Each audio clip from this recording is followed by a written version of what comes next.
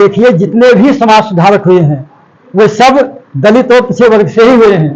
क्या कोई सबसे समाज सुधारक हुआ है? आप देख लीजिए, आप तक नहीं हुआ। तो उनकी तो मानसिकता है कि हम लोगों को जो पहले से गुलाम बनाने की, इसलिए हमारे आचरण को खत्म करना चाहते हैं संविधान ला करके।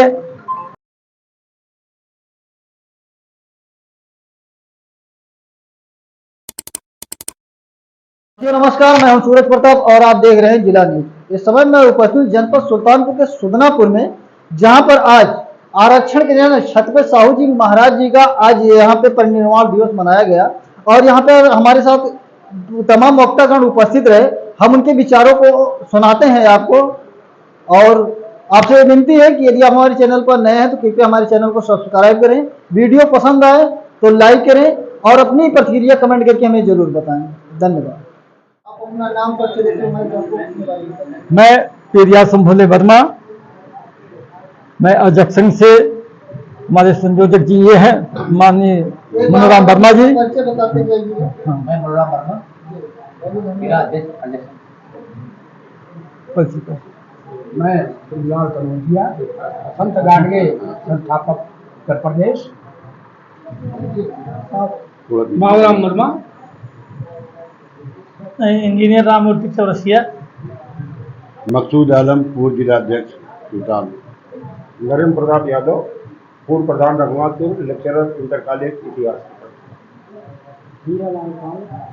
मैं राम प्यारे Verma, retired engineer, telecom department. बहुत बहुत धन्यवाद आप सभी लोगों। आज आपके द्वारा छत्रपति साहू जी महाराज का परिनिर्वाण दिवस मनाया गया। आप समाज को क्या संदेश देना चाहते हैं इस परिनिर्वाण दिवस में? साहू जी महाराज के पुण्यतिथि पर यह संदेश है, उन्होंने जो 50% आरक्षण दिया था, जनगणना करा के उसको बढ़ाया जाए।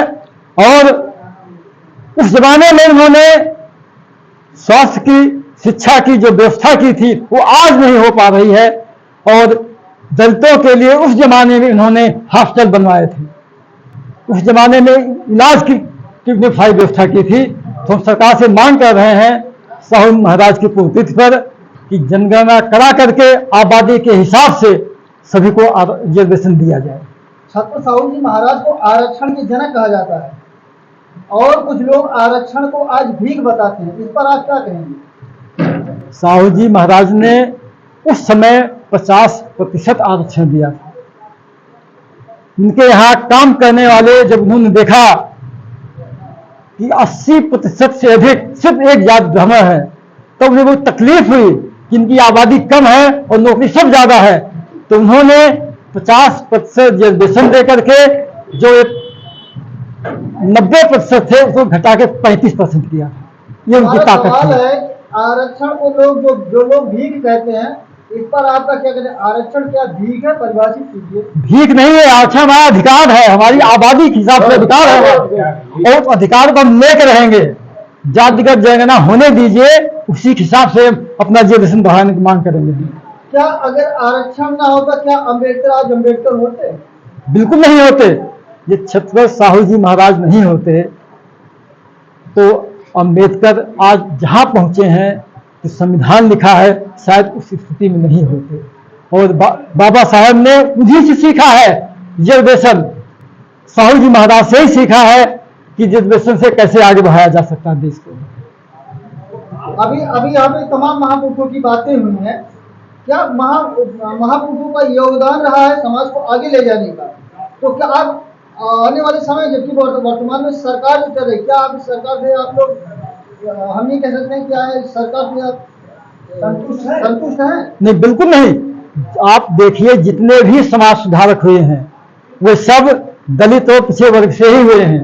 क्या कोई सबसे समाज सुधारक हुआ है? आप देख लीजिए, आप तक नहीं हुआ। तो उनकी तो मानसिकता है कि हम लोगों को जो पहले से गुलाम बनाने की, इसलिए हमारे आचरण को खत्म करना चाहते हैं संविधान ला करके, प्राइवेटाइजेशन करके सारी नौकरियां खत्म की जा रही हैं। वर्तमान सरकार की जो पहले की गतिविधियां, संविधान खत्म करने के बाद फिर आरक्षण पर इनका हमला हो रहा है।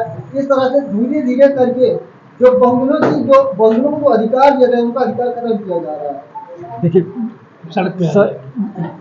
प्राइवेटाइजेशन करके क्या किया उन्होंने? संविदा पे अपने किसी खास एक एजेंसी दे दी, तो एजेंसी वाले सारे अपने लोग नौकरी रख रहे हैं, हमारी नौकरियां कहीं है ही नहीं। आप देखिए रेलवे में हर साल 1 लाख लोग नौकरी मिलती थी, 1 लाख रिटायर होते थे। रेल का अलग बजट पेश होता था, वो सब कुछ खत्म हो गया। इस समाज देखते देखते खत्म हुआ है। अब एक ही बजट पेश होता है, उसे सबको संविदा पर रख लिया, कई लोग बचा ही नहीं कुछ हम लोगों के लिए। तो इनको हटाने के लिए एक शासक होना चाहिए। तो आगामी लोकसभा चुनाव और विधानसभा चुनाव 2027 में आ रहा है, आप जनता को क्या संदेश देना चाहते हैं इस वर्तमान सरकार को हटाने के लिए? वर्तमान सरकार को हटाने के लिए जो भी पार्टी बीजेपी आरएसएस को हटा सके, हम लोग उसके साथ हैं और सारे पार्टी के साथ हैं। हम लोग इस बार 2027 में आरएसएस और बीजेपी को हरा के दम लेंगे। बहुत बहुत धन्यवाद।